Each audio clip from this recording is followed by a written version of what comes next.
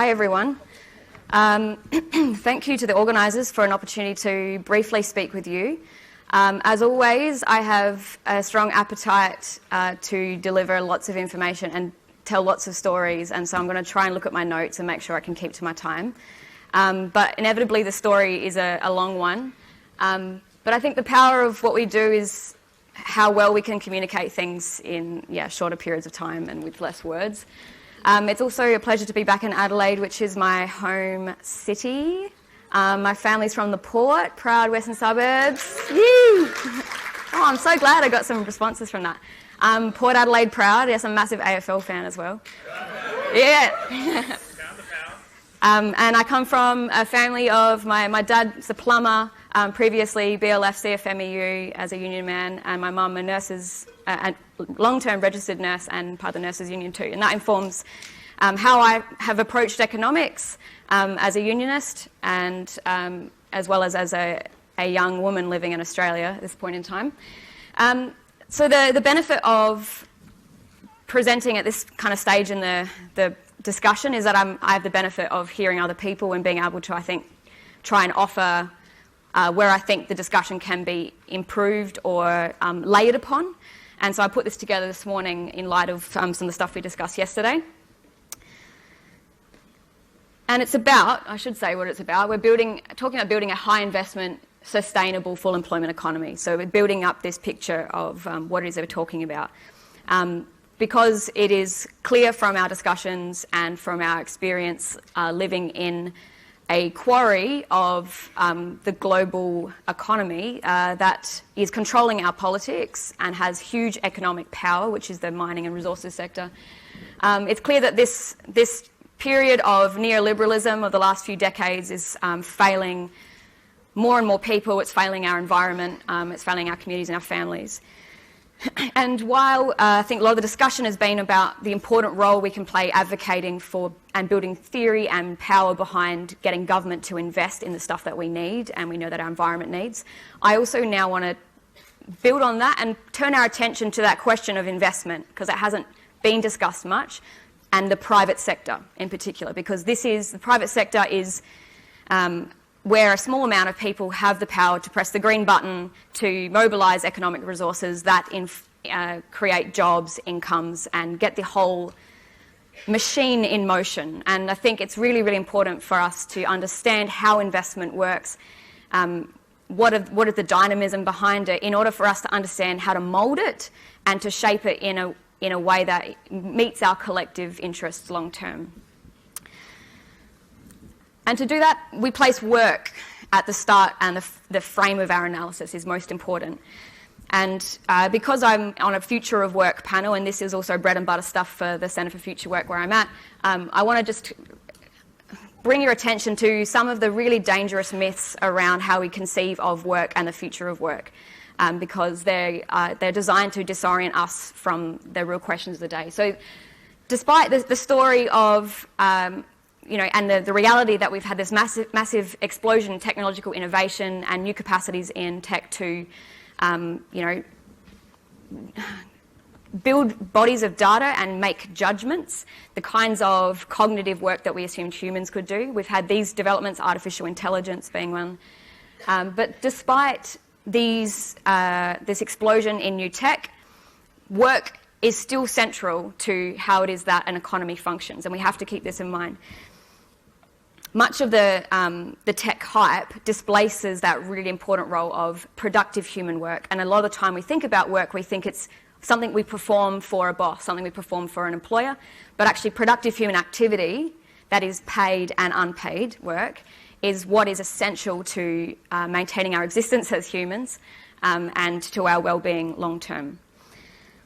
Our physical and mental effort is what transforms in the production process resources that we hopefully harvest in a sustainable way, and it transforms those resources into useful goods and services.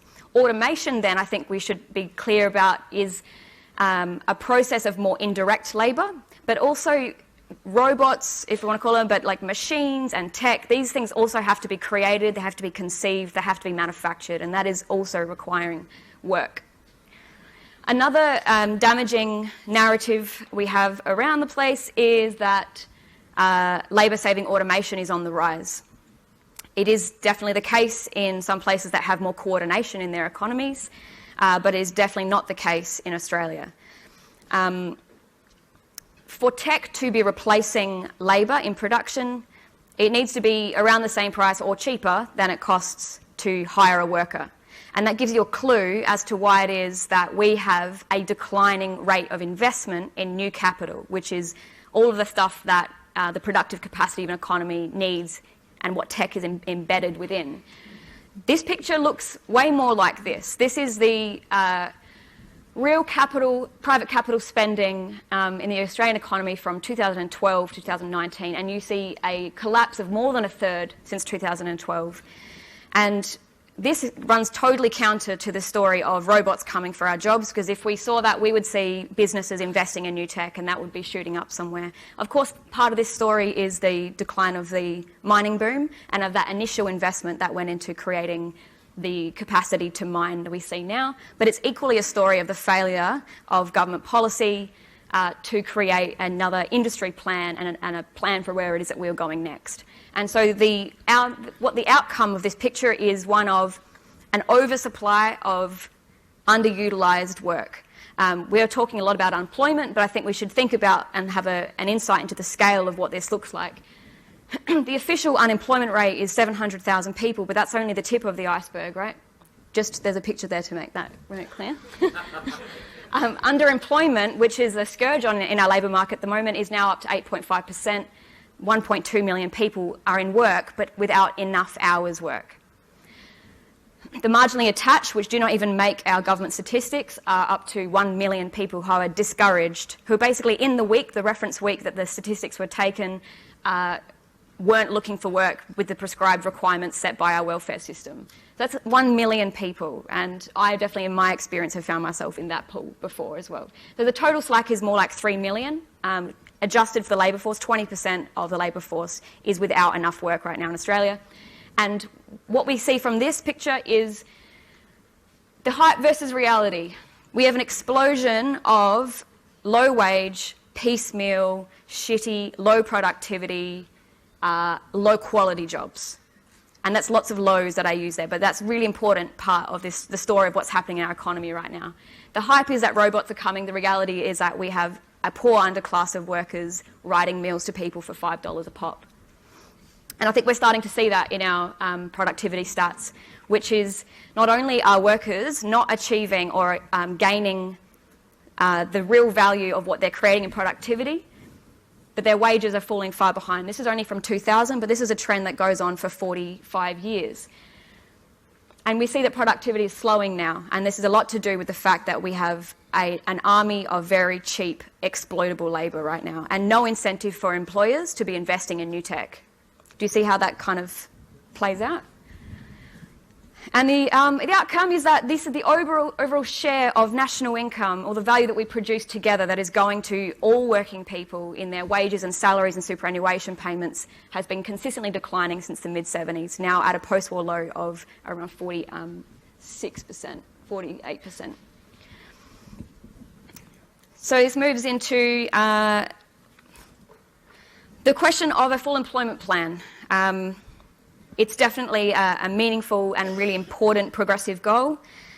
There is no shortage of work that we have to do, whether it be, caring for each other or caring for environment. There's a lot of research that goes into, cataloguing the many, many things that we know need to be done, but which the market is currently unwilling to pay people to do. So I'm proposing that we need a jobs engine that is firing on all cylinders. It's expansive, it's comprehensive, it would necessarily pull on lots of different levers and use lots of different tools, and I don't think that in our efforts to build the world that we want, we should be limiting ourselves. We should be always open to that discussion. I've put here that should be aware that we need to increase not just jobs but full-time jobs, and I would say maybe 80% is considering the rate of women's workforce participation and their caring requirements or expectations too. It should be about 80%. We want to build participation. and rebuild the job quality, which is declining as well.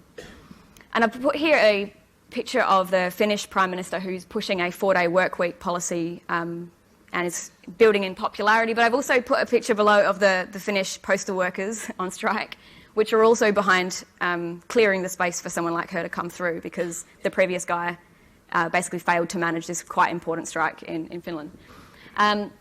But I'm writing here as well that the full employment plan that we move towards will look quite different to the 1945 white paper, not in the least because we've had the entry of millions of women into the labour market. Full employment in 1945 was based on a full-time male breadwinner, and that's not what our labour market looks like anymore. Services jobs are going to be a much bigger part of that story, because the 45 white paper was also about, it was very interlinked with industry policy. I do think that's a key and important part of what we do going forward. I'll speak on that in a sec. But I think services jobs will change the overall shape of what that looks like. Of course, green jobs will do that too. And it's been discussed, there was a question yesterday about work time, and this was actually a historic movement in the labour movement towards capturing some of that productivity growth, some of that extra value that's been created by people in work into shorter working hours. And I think that should be key and a focus of any full employment plan we have going forward, recognising that there are millions of people without enough work as well. So it's also about shifting the overall balance of hours. How am I going for time? Okay, yeah, cool.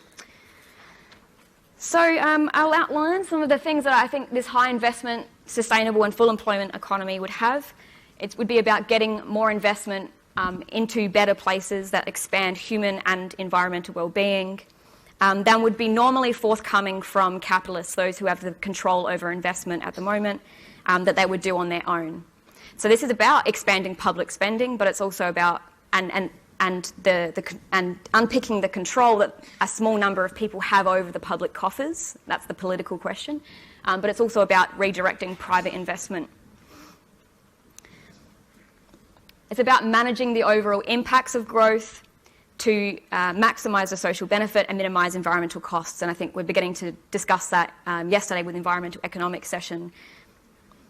I've noted here that I think I've been following some of the narrative in the US with Bernie Sanders' framing of climate change as an alternative war, essentially. It's a war mobilisation requiring economic, political, social resources. And I've been thinking about the salience of that sort of framing for Australia.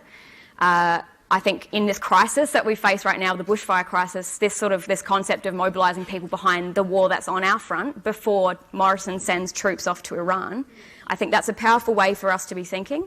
I also think I'm an avid history fan. I'm trying to understand the history of colonialism in Australia and how it's been pieced together. But I think there's also like a strong anti-establishment, anti-state sentiment in Australia, which is a reflection of the fact that the working class was transported here as convicts and in chains, and there's like there isn't a relationship to something like a government employment program that wouldn't have some political ramifications and issues for people, I think.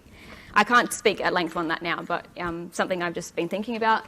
So this policy, internally consistent policy mix would be firing on fiscal innovation, labour social issues, financial regulation, macro, expanding spending power, infrastructure and trade industrial issues. So it's, I think I've got, some outlines of what I think some of these policies could look like. In addition to labour market policies that might increase the coordination, the bargaining power of workers, because we have historic low levels of bargaining power, injecting new resources and planning into the skills and training systems. Our vet sector is just about collapsed. Privatisation has been a woeful policy for it. It's doing all sorts of damage to our skills pipeline. And also, how far do we go with allowing universities to straddle this public-private sort of hybrid model before we rule them and say you've got requirements to provide things that we need as well? So I think there's lots of, there's a skills policy we have to look into, but a good jobs plan must, and I talk about this a lot, must promote local industry and a rebuilding of our industrial base. And this is not to be, I'm not a hardcore industrialist. But I don't think there is so long that we can rely on digging crap out of the ground and exporting it with very little value add, and so then very little quality jobs and meaningful work for people to do, and then be purchasing manufacturers back from other places in the world. And it's not sustainable. The most sustainable economies right now are those who have been isolated from global capitalism, right? Cuba is going to be fine, right? And it's because it's existed under siege, but we are really poorly positioned. So our policy mix would try and pivot away from that reliance on export of raw resources, and look at more strategic and promising environmental industries that Australia might be well positioned to do, such as water technology, electric vehicles, so leveraging some of our capacity in automotive manufacturing and expanding that. And smart grid technology is another example. Overall, it would be a model of public funding playing more of a crowding in model, by public funding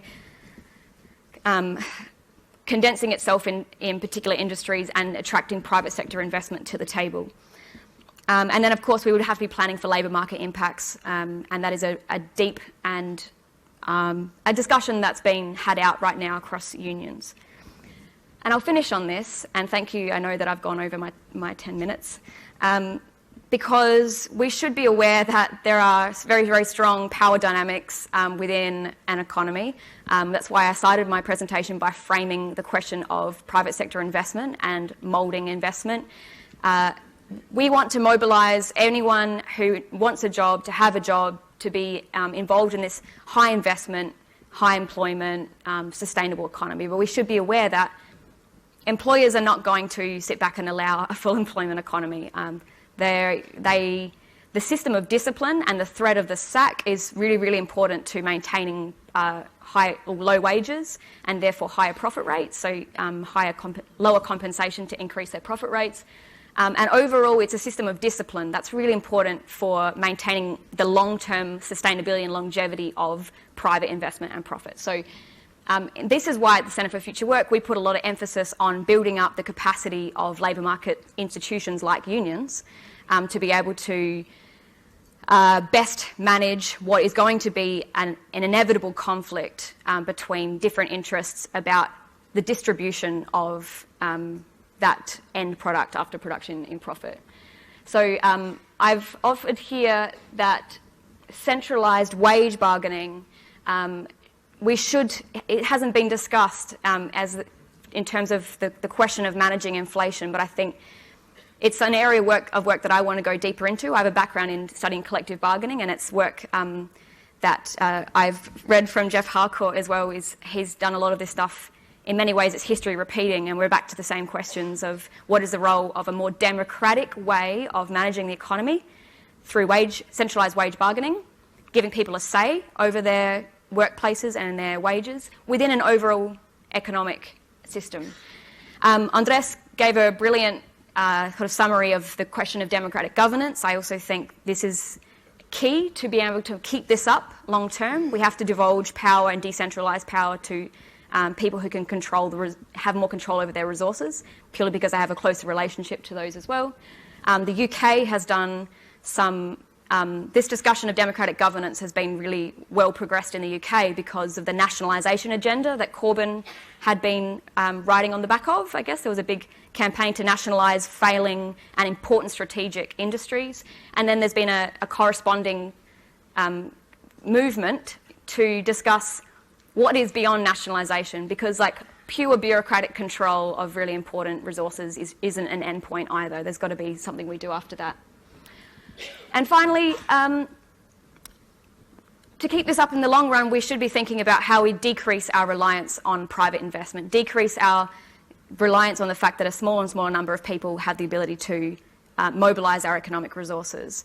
And I think it's implicit in the discussions we're having already, but I think we should be aware that that might mean not just expansion of public services and expansion of public services to provide all human needs, but then what is the role of public enterprise as in that broader picture, or that broader mix. Thank you very much. Thanks very much, Alison.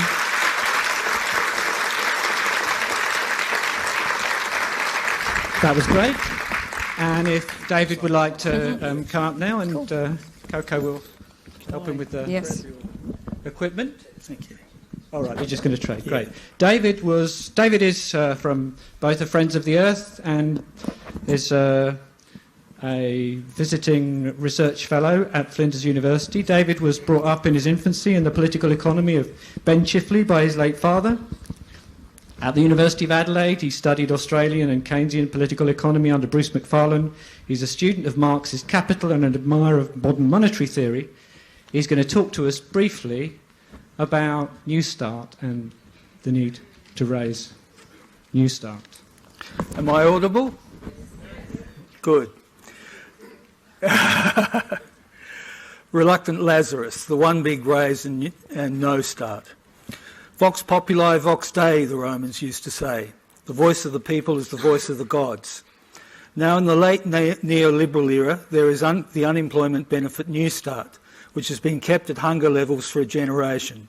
It is accordingly colloquially known as No Start. This regime is an effective poor law, whose puritanical precedents and dysfunctional economics are the twin faces of an ethos which stretches back centuries to the Tudor dispossession of the English peasantry and the bourgeois workhouse reforms of the early 19th century. The current static level of New Start is worse than a crime, it's a blunder. The modern political perspective, which deserves the name of the Machiavellian ethic, rejects the inhuman Humean dissociation of ethics and rationality. Principle and pragmatism are one to the modernist political activist and cannot be divorced or contrasted. Society cannot function if the masses are denied meaningful work, and inadequate welfare payments are a barrier to employment. 4 million Australians went hungry at some time during 2018, according to Foodbank's Hunger Report. In these days of lingering recession and low growth, food scavenging, now known as dumpster diving, is revived from the Great Depression era. The poor are with us again, including the under-remunerated working poor on the minimum wage. Collective bargaining, a human right, is effectively shackled under the Fair Work regime. We have virtually returned in a deunionised labour market to direct, unmediated 19th century master and servant industrial relations. According to the Australian Council of Social Security, 50% of New Start recipients are long-term unemployed over 45, who don't obtain even an hour's work fortnightly. Underemployment of those who work hours inadequate to sustain them is rife. Income and job insecurity is general except for the well-to-do. In 2018, 3 million Australians lived in poverty according to ACOS and the University of New South Wales, with 1 in 8 adults and 1 in 6 children impoverished. Most people on New Start live below the Henderson poverty line on $40 a day. This parlous situation has been deliberately brought about since circa 1975 in this country as part of a neoliberal cultural cringe in a global marketplace. Gandhi said, "The true measure of any society can be found in how it treats its most vulnerable." You will know this argument well, so I will not tarry to develop it. By the end of this speech, I hope you will feel comfortable in arguing to the major parties, which have cast humanity aside, the socio-economic case for genuine social welfare payments, within or without the context of a universal basic income, first mooted in Australia by Sydney University economists in the 1940s. A measured reinvention of the welfare state must be complemented by an Australian job guarantee, providing full employment for all who want it on equitable terms. You will confidently connect the one big raise of New Start, the disability support pension, youth allowance and parenting payment with a genuine full employment Green New Deal. Central to this will be a just energy transition to an industry policy in sunrise energy technology. We must initiate rebuilding of the secondary renewable energy sector. Green jobs and growth must be our watchword.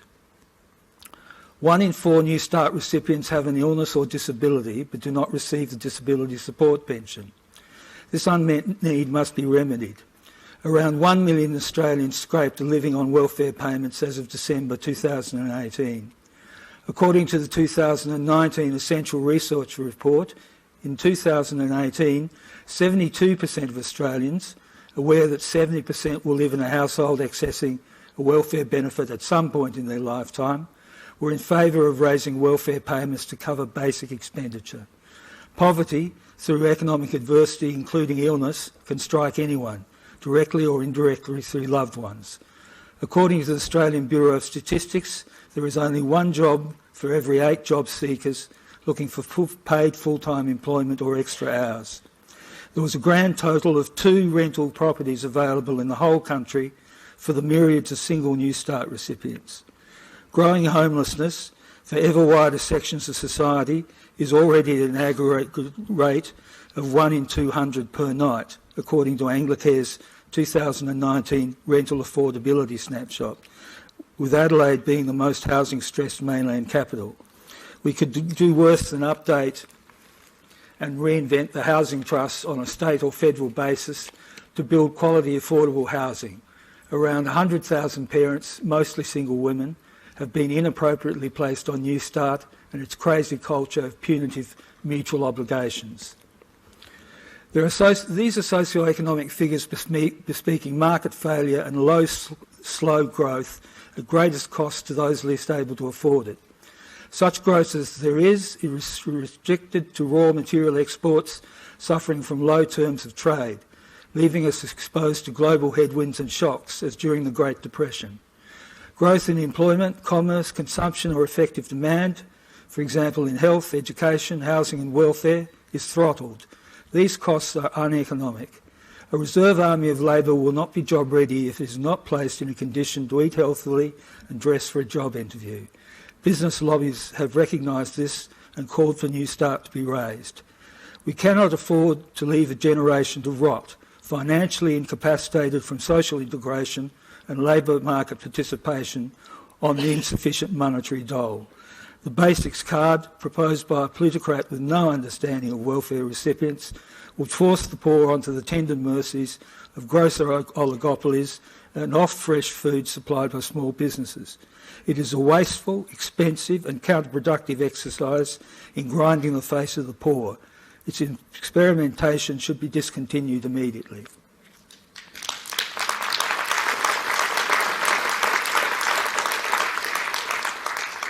The Australian government needs to commit to the reinvigoration of the public sector because it alone can reinflate the economy back to prosperity in conjunction with unleashing organised labour to secure adequate wage growth, also stalled for too long due to union-bashing microeconomic reforms. The poor cannot afford to be hoarders. They must spend judiciously to survive rather than save. This imperative we may call the Kalecki effect, after the wartime Polish economists who first noticed it. Any stimulus directed at the poor, rather than cashed up, hoarding, saving taxpayers, will flow immediately through to retail goods and services, lifting all boats at once. Accordingly, all benefits, including New Start, should be raised by $75 weekly, indexed to inflation and wage growth. Commonwealth rent assistance for New Start recipients should be immediately raised by 30% or $20 weekly as a first step. Administration of Social Security should be depoliticised and placed in the hands of a Social Security Commission advising Parliament on income support settings. The time for ideology is past. We must do what is necessary, casting aside small state dogma. Climate action is potentially a great public sector employer, for there is much to do with the country burning from end to end through the early part of a long, hot summer. Riverine remediation is a prerequisite for the communities of the Murray-Darling Basin. After all, no river, no industry, no community. Research, protection and action are needed in the Great Australian Bight, not investment in perilous retro-industrial fossil fuel extraction. The Great Barrier Reef has been substantially damaged to the detriment already of a remunerative tourism industry. This process must be reversed. There are any number of ecological precincts which likewise need attention.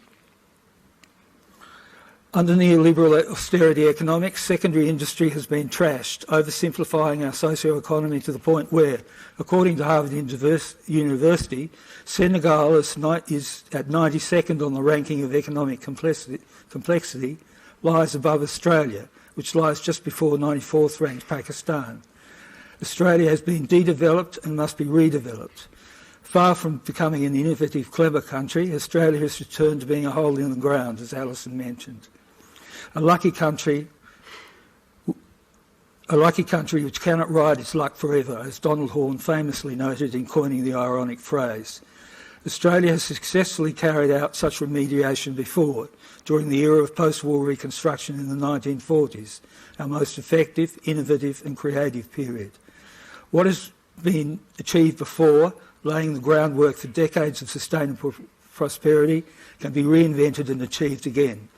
The Playford era in South Australia demonstrates how long an ascendancy can be secured by visionary political dispensation. Our advocacy must therefore be non-partisan, nationally and internationally aware and locally focused. There is a great role to be had by an innovative state government in South Australia. Industry policy must be a key component of the Australian Green New Deal for sustainable prosperity. Such must be the log of claims of a vast social movement. Whilst individual activity to this end must not be sneezed at, we must all make common cause as much as possible through events like this conference. Thank you.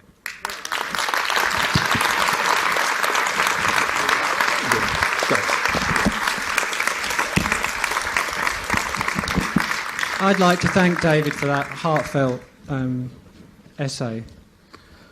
And I'd like to add to it that if you want my vote, if you're a progressive party at a general election, don't go to the election without, under the circumstances we've had in the last year or two, committing to raising New Start before the election.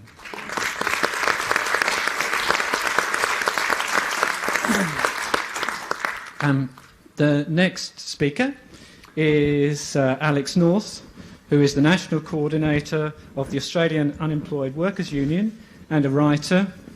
And I've heard Alex speak many times, and it's going to be a pleasure to hear him speak again. I'll just line up his slides. Cool. This one's left, this one's right. And Alex is going to speak to us about something that I think we're all familiar with, which is the unemployment industry in Australia. Thank you. All right, can you hear me, guys?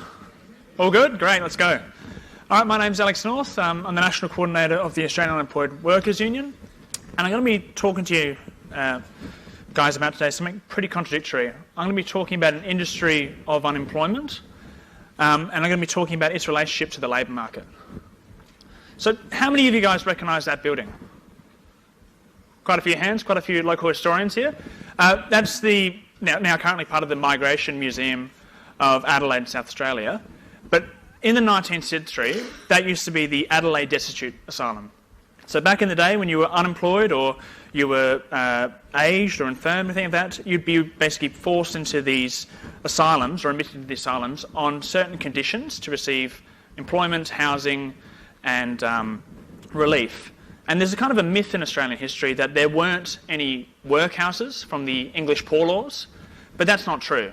Australia did actually have their own versions of Oliver Twist, and buildings like the Adelaide Destitute Asylum, like the Mount Eliza Asylum in Perth, and throughout all Australia, all these different forms of the workhouse, they were integral into basically disciplining and punishing a section of the working class who, for no fault of their own, couldn't find gainful employment. So I'm going to just walk you guys through very briefly. I know that's pretty scary, but I'm just going to imagine that... I know you should be scared, because you've all just become unemployed. I'm sorry.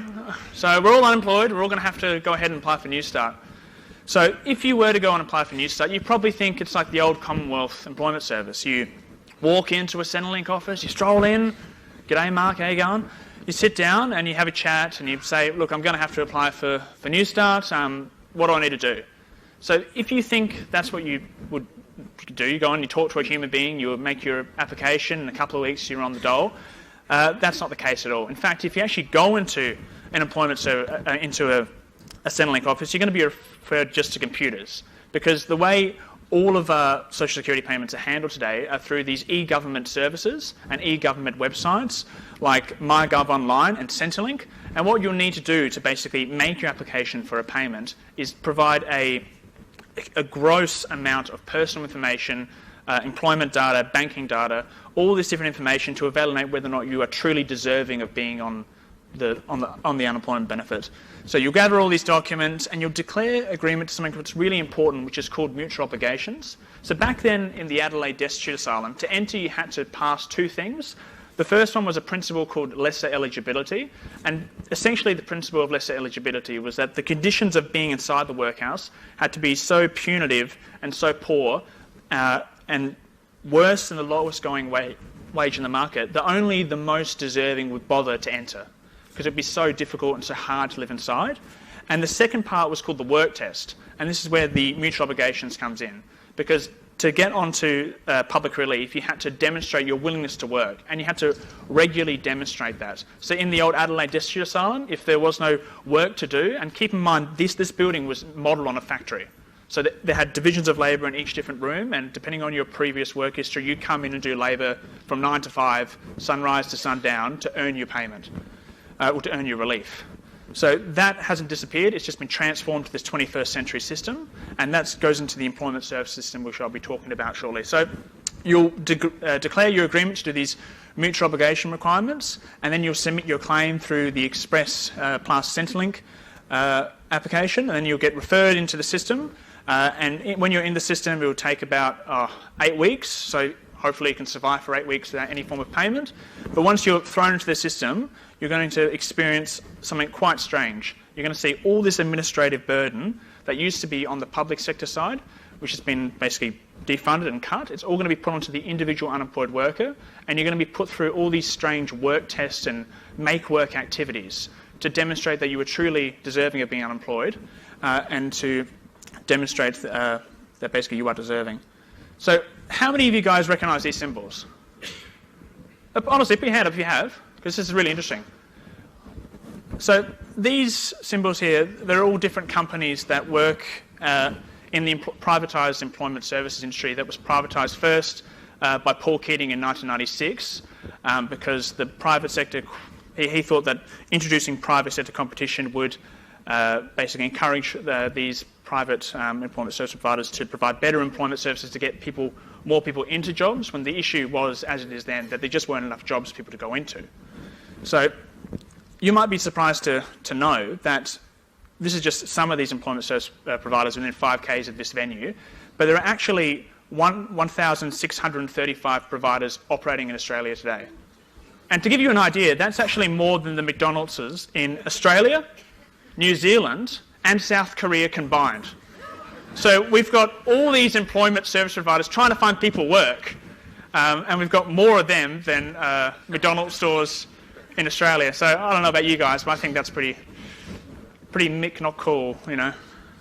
So I want to just emphasise how actually big this industry is and how much money we're talking about here. We're talking about multi-billions of dollars a year. So, sorry? I know. But looking at, I'm a Port Adelaide fan, and that's why I'm not looking at the screen, because it pains me to see that other fake corporate team. No, I'm just joking. Anyway, but I'm just trying to emphasise there's a lot of money here, and actually previously APM used to sponsor the Australian cricket team, and you can imagine how much that sponsorship deal would have cost. So we're talking about a big coffers in this industry. So let's walk you inside the industry. There's a lot of text, so I'm going to walk you through it, don't worry. Okay. So in order to receive your New Start payment, you're going to have to go ahead and declare your agreement to these mutual obligation requirements, these work test requirements, and these principles of lesser eligibility that were echoed in the old Adelaide Destitute Asylum. And as I said before, all these services are delivered by a privatised network of employment service providers. And essentially what these providers do is, on the face of it, they exist to try to get people into employment, and they exist to basically discipline and make sure that unemployed workers continually demonstrate that they are willing to do work. And they're approximately worth about $10 billion, and that was estimated over a 5-year period. So that's an enormous amount of money, and that doesn't even factor in the Parents Next providers, which are for single people on the single parenting payment, and then there is all the disability support provider employment services. So there's a whole host of other employment service providers, and I'm not going to be discussing today. So what do you do in these places? So you might walk in and you'll see that they kind of parody a workplace. In fact, when you walk in, you have to actually dress as if you're going to work. So you'll sit down in this sort of white-collar environment that has the atmosphere of a factory and a school combined.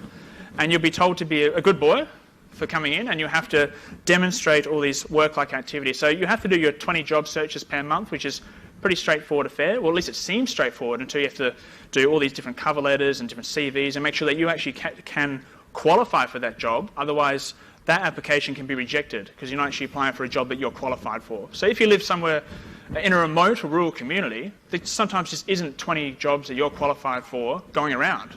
So you're screwed, and you can have your payments suspended for not applying for enough jobs, even though you know you're not qualified to be the CEO of something in your local area, if there are CEOs in local areas. But anyway, the point is, the interesting thing is once you've been in the system for 6 months, and here's the make work side of it, which I really want to talk about, because remember in Bill's talk he talked about how the government kind of chooses the unemployment level. They choose to have unemployment if they can, because they can always buy up all the idle labour if they wish.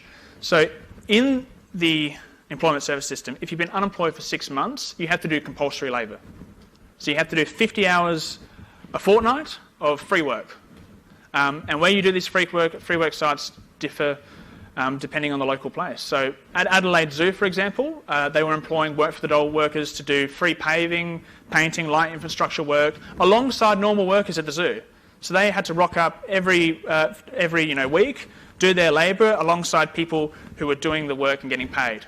And they weren't treated like workers because they were unemployed. And this is just some make work activity they had to do, but this one actually did have value because they were doing paving and useful things, but they weren't actually getting paid for it. And what was really interesting about the Adelaide Zoo example is that one of the people there actually got injured. So when you get injured on one of these work for the dole sites, you don't qualify for any work entitlement. So you're not a worker. So say, for example, you got a really severe injury, you don't really get work leave, you don't have any benefits. In fact, you will get punished probably by your private employment service provider for not rocking up at your appointment, which is incredible because there's actually a perverse incentive for these providers to try to funnel you through as many activities as possible, because that's how they make their profit. They get paid by the government for every time you reach something called an employability outcome. So that can be whether or not it could be as simple as attending a training through one of their own dodgy training arms. So they funnel you to go to one of their own training things, which I've actually been through, and they're just comically bad and they're comically useful. I was at one where we had 5 people in the room, everybody had a master's degree or higher, and we were all sitting there trying to figure out how to basically go through rudimentary spelling and rudimentary, we actually did some colouring in sheets as well. And that was, I did something pretty good. I coloured in a beautiful Namatjira, reprint. But the point is, this is all just make work stuff to discipline people for daring to access the unemployment benefit. That's what it's about. It's about disciplining the workforce to make sure that the system is so punitive and so cruel that you won't dare to access social security benefits. You'll take the lowest going rate on the market, the shittiest job, rather than spend a day doing bullshit make work in the system. And it's actually a bad system for the caseworkers themselves. When the University of New South Wales did some surveying of the frontline staff, and they asked them basically, what do you do with your time here? What do you do at the employment service provider place? And they said, well, we spend most of our time on compliance and making sure that unemployed workers are acting properly, dressing properly, making sure that they're meeting their mutual obligations. And we're like, well, you're getting paid by the government to find people work. So when do you do the canvassing of the local labour market? And it turns out they spend about less than about 15% of their time to 10% of their time actually bothering to look for people to get jobs. So they're mainly just engaged in punishing unemployed workers for the crime of being unemployed. And they make a lot of errors too, a lot of errors. I mean, as you can see up there, unemployed workers suffered 2.35 million payment suspensions by job act providers over that time period, and the Department of Human Services found those payment suspensions to be wrongfully made. And you don't get, you can reclaim your payment if you want, but if you're a single mother and you have 2 children, that going for several weeks without your benefits and having to go through all these bureaucratic loops to try to get your measly payment back, that's disastrous. That's food not going on the table for your children. That's your social life crippling and disappearing because you can't actually go out because you're that bloody poor. And what's interesting is actually Ernst & Young was commissioned by the Australian government to do an independent review of the work for the dole sites. And they found that 64% of them didn't even make the basic health and safety requirements.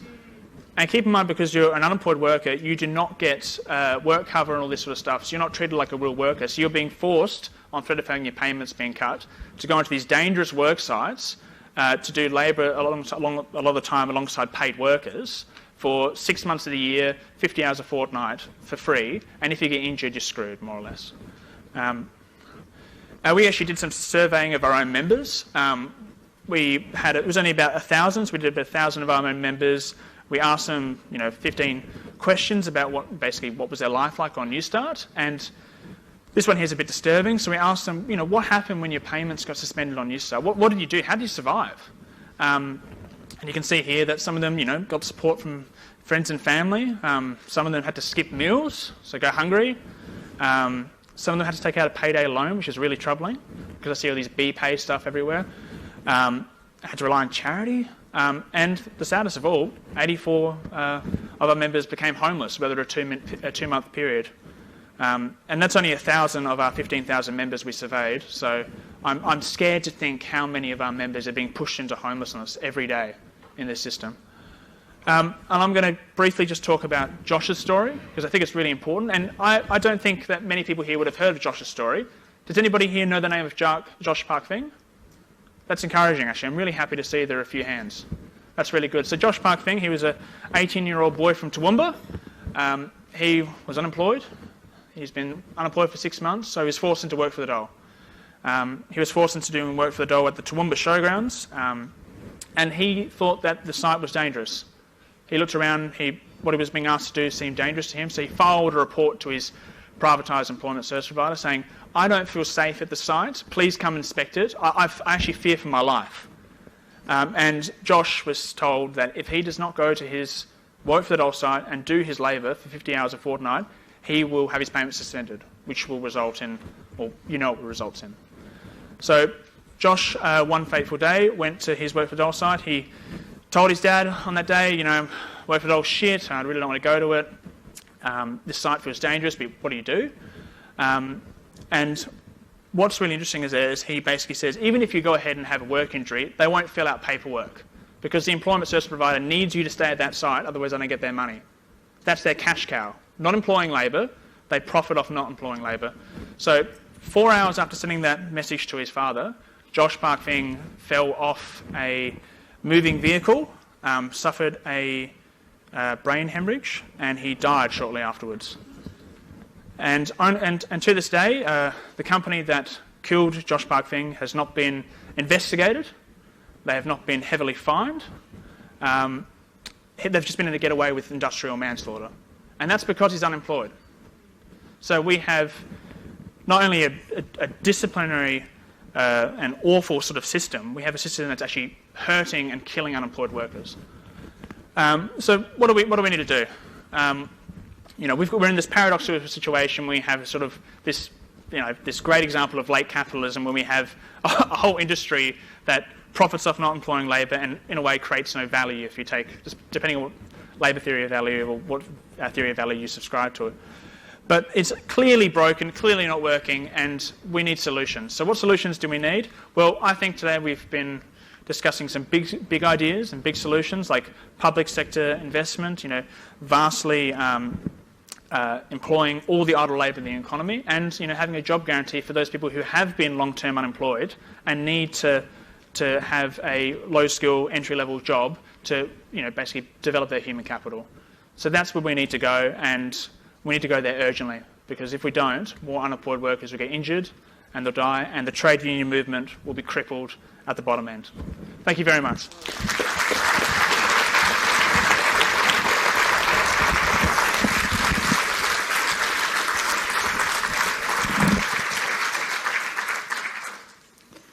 Thanks very much, Alex. Now you can see why we want to scrap the Job Active Network, or I know I do, and move back to the Commonwealth Employment Service and move away from the punitive approach to dealing with the unemployed.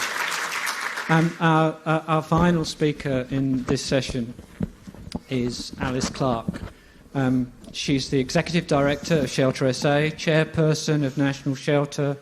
She's an Adjunct Research Fellow at the University of South Australia, and she's many other things as well. And one of the things that Alex was talking about was the issue of housing. If you are reliant on New Start, or if you have a low income. And Alice is going to talk to us about housing. Thank you. Thank you, Stephen. Thank you very much for inviting me here today, and hi everybody. I'm Alice. As Stephen said, I'm from Shelter SA, which is the peak body for housing in South Australia. So in thinking about ending poverty, I'm going to be talking about housing poverty and the experience of homelessness. Before I do that, I'd like to acknowledge that we're standing on Kaurna land. The Kaurna people are the traditional people of Adelaide. If you're not from these parts, it's spelt with a K, not a G. And I'd like to pay my respects to Kaurna elders past and present. The irony of that acknowledgement is never lost on me, because our Aboriginal brothers and sisters are the most disadvantaged group when it comes to housing, when it comes to the way that we've commodified land in this country, and my thoughts are often with them when I'm giving these sorts of talks. So, as a peak body for housing, what does Shelter do? We develop evidence-based policy positions. So when I think of, what does that mean? What does evidence-based mean? To us, it means that we look at high-quality data, academic publications, government reports to formulate policy positions, but importantly, we take them out into the community to test them and hear what people think of them before we take them up to do our advocacy around those public policies. So we spend a lot of time with politicians in doing that advocacy and pushing for change. We spend a lot of time using media and social media, and we're on every platform known to man, so please do follow us if you are that way inclined. So being the fourth speaker after so many great talks, after lunch we need a strategy to keep you all awake. So I want you to bear with me and help me do a very quick survey, if you would. So if you're able to, could you please stand up and help me with my survey?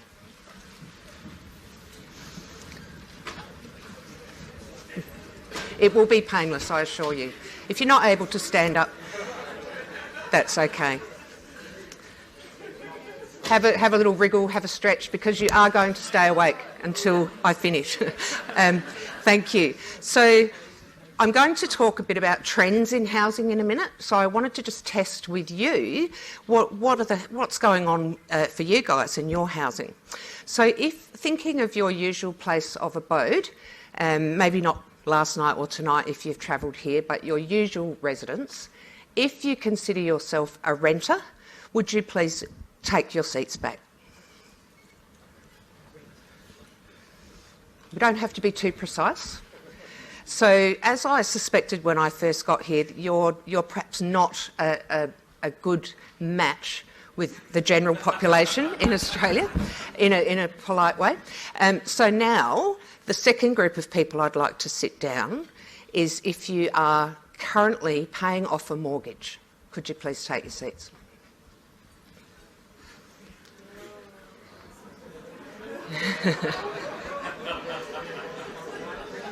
All right. So we're not going to now embarrass all those people left standing by asking what your actual, giving you one more category to fit into, but we assume that many of you will have finished paying for your homes or are in a small minority of other categories. So could the rest of you please be seated, and thank you very much. So the point of doing that is to talk about housing trends. So what's happening in Australia at the moment and what's happening to the Great Australian Dream is it's on the decline. Believe it or not, the number of people who do own their own homes outright is declining. The number of people who are entering into or are in the home buying market and paying off a mortgage is also declining, and therefore the number of renters is going up. So it's slowly happening over time, And we know that there are more and more people who reach retirement age, for example, who have not been able to achieve paying their mortgage off. So that's the big picture landscape, the general population of Australia. We can probably roughly divide those categories up into thirds. So if you're either a renter, you're purchasing your own home, or you own your home outright, and there's a small percentage of the other category, as I mentioned. So in many respects, we're creating a society of haves and have-nots, and the have-nots, unfortunately, are starting to increase in number as well. And we've heard a lot about that. Much of it is about unemployment. So one of the reasons that we know that people are becoming worse off is when we look at homelessness and people experiencing homelessness. So in Australia, in a 12-month period, there are more than 280,000 people who experience homelessness. So we know that that number's probably an undercount because they're only the people that receive a service that get counted. We know there are many others who don't access the services, don't know about the services, or are turned away from the services. Many of those hundreds of thousands of people can't get what they want and need because what they want and need is a place to live. And we just don't have enough to go around. So as well as people experiencing homelessness, we know that there are hundreds of thousands of renters who are paying so much rent every week that they can't afford to feed their families, that they are at dire risk of becoming homeless, as Alex told us in his talk. So the homelessness system costs us millions of dollars every year. The human services system costs us trillions of dollars every year across the country. But unfortunately, what we've set up is a system that works at the crisis end of people's situations and their lives. And we're actually having a self-sustaining system that keeps people living in poverty and living with the various types of disadvantage that are out there. So it's not just in housing and homelessness. Wherever you look, you'll find this in the child protection system, which is an absolute shambles at the moment.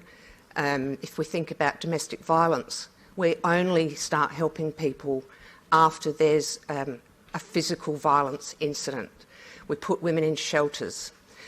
They leave those shelters and go back to violence because there's no housing for them.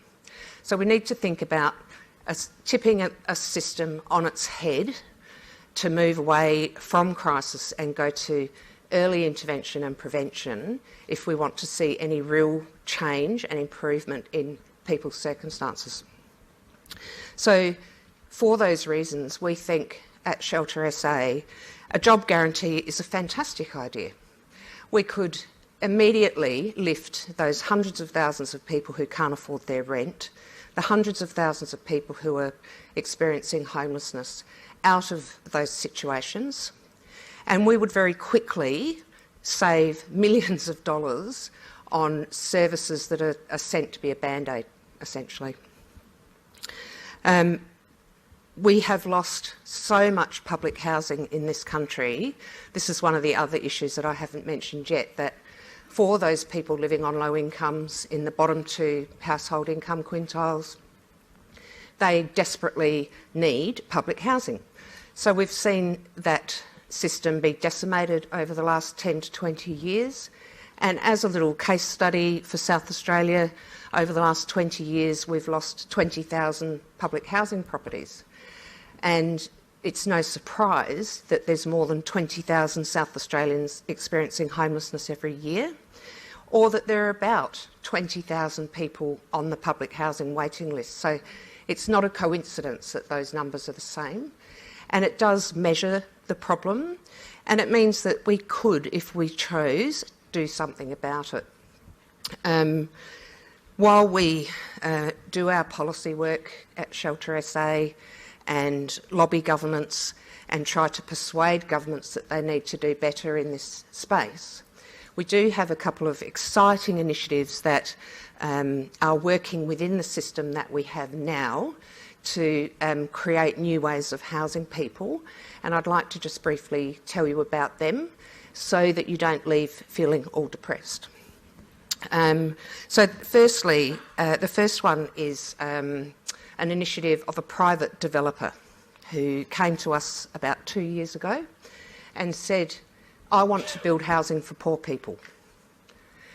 And I thought, well, this is very curious. Do come in and do tell us about your plans. So he had this vision that he would be able to create home ownership product that's currently not available in the market for people living on low incomes. So we worked with him to say, well, what would that look like? Who are the demographic that you're trying to target?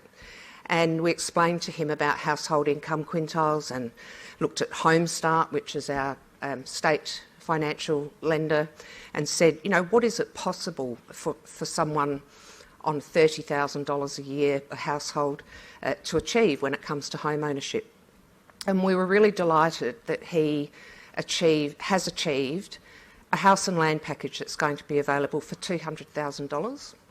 So with a first homeowners grant for people who haven't owned a home before, we've got a current state government initiative of a $10,000 interest-free deposit loan and a $3,000 deposit. People living on low incomes can achieve borrowings to purchase these homes. And the developer's vision is that we take tens of thousands of people living on low incomes out of homelessness, out of expensive private rental markets, and create home ownership opportunities for them. And I think that's one of the ways forward for Australia, to stop building homes that no one can afford. So we've got all these builders going bankrupt. Let's build products that people can afford. And the other fantastic thing about these homes is that they are highly energy efficient, which is something we also asked for. So it's going to cost less than $1 a day for your utilities in these dwellings. So I don't know about you, but the thought of getting a utilities bill for under $400 a year is pretty way off what we've got here in South Australia, which we call, you know, the triple whammy of high unemployment, high utilities and unaffordable housing market. So if you want to know more about those dwellings, please come and talk to us. And just very quickly, the other two projects we work on, one is called Capital Asset. So that's where we educate not-for-profit landowners about how they can grow their land assets and use them to take the price of land out of housing to create products for people living on low incomes. And the other one is called Homes for Good, which is a new initiative of ours. It's going to be launched in a few short weeks, and that's a scheme for private residential property owners to put their properties into our scheme and be happy to accept a sub-market rent. So that way we can at least try and increase the pool of properties that we've got for people living on low incomes. But the number one thing we always ask for is an investment in the supply of public housing by governments. They have many millions of dollars worth of public assets that belong to us, the taxpayers, and we would like to see them urgently make that sort of investment to grow the supply of public housing and think about it as essential infrastructure, not just the nice to have. So that's me. So thank you very much for listening. And as I said, you can sign up for our e-news on our website. It's quick and easy. And please follow us on social media. Thank you for having me.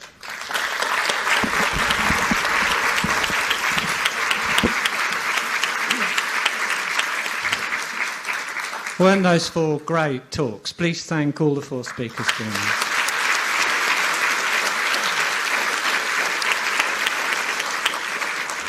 I'm going to make myself very unpopular now. I know that Alice can't stay with us for very long, so if you have questions for Alice, send them to me at stephen.hale@adelaide.edu.au, and I promise they will get to Shelter SA. You can, of course, contact Shelter SA yourself. The other speakers are going to be around, so I hope you'll come and ask them questions later on. We will have an app. We already have an app which I hope people are going to use to continue with the conversation. We'll ask later on, just before Phil's talk, later on this afternoon, we'll ask Bernard to come and explain the app so that everybody can participate. I'm sorry there isn't time for questions right now. It's my fault. There's just so many great speakers that I wanted you to hear from across these 3 days that I tried to cram a little bit too much in to the day. So please remember I'm an amateur and be nice to me. Also, thank you.